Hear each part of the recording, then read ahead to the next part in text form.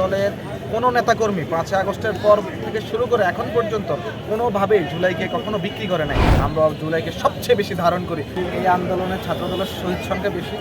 আমরা যদিও পুরো বাংলাদেশে যতজন শহীদ হয়েছে জুলাই ছাত্র জনতার গণঅভ্যুত্থানে, আমরা সকল শহীদদের স্মরণে আজকে বাংলাদেশ জাতীয়তাবাদী ছাত্র দলের উদ্যোগে আলোয় আলোয় স্মৃতিতে সমুজ্জ্বল কর্মসূচি গ্রহণ করেছি। এখানে আমরা প্রথমে 1 মিনিট নীরবতার সাথে দোয়া পাঠ করেছি সকল শহীদদের জন্য, আল্লাহ যেন ওনাদেরকে জান্নাতুল ফেরদাউস নসিব করে, এবং তার সাথে সাথে আমরা মোমবাতি জ্বালিয়ে শ্রদ্ধা নিবেদন করেছি।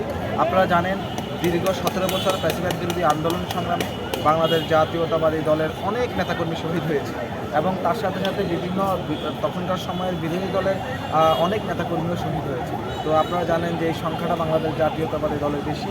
গুম, খুন, নির্যাতন, অপহরণ থেকে শুরু করে এমন কোনো নির্যাতন নিপীড়ন ছিল না যেটা ফ্যাসিস্ট সরকার করেনি।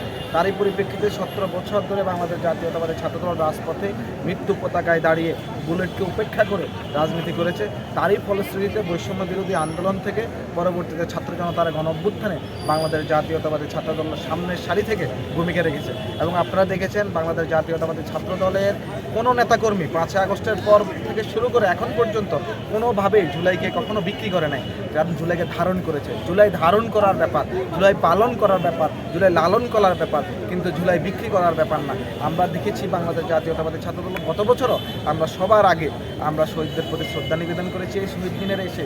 ঠিক সেই কাজটি ধারাবাহিকভাবে আমরা করছি। এবং আপনার যে প্রশ্ন ছিল আমরা জুলাইকে ধারণ করি, আমরা জুলাইকে সবচেয়ে বেশি ধারণ করি বলেই আমরা জুলাই কখনো বিক্রি করি না। আমরা মনে করি 1971 সালের স্বাধীনতার যুদ্ধ সংগঠিত হয়েছে, বাংলাদেশ স্বাধীন সার্বভৌমত্ব রাষ্ট্র পেয়েছে।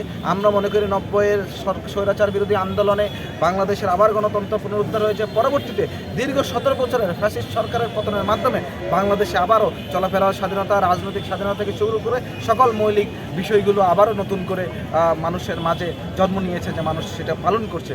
সুতরাং এই ধরনের আন্দোলনগুলো সবসময় বাংলাদেশ জাতীয়তাবাদী দল এবং তার সকল অঙ্গ সংগঠন ধারণ করে, লালন করে, এবং আজকের মতো সবার আগে সর্বশেষ একটা সংগঠন হিসেবে সবার আগে এসে আমরা এগিয়ে যাই।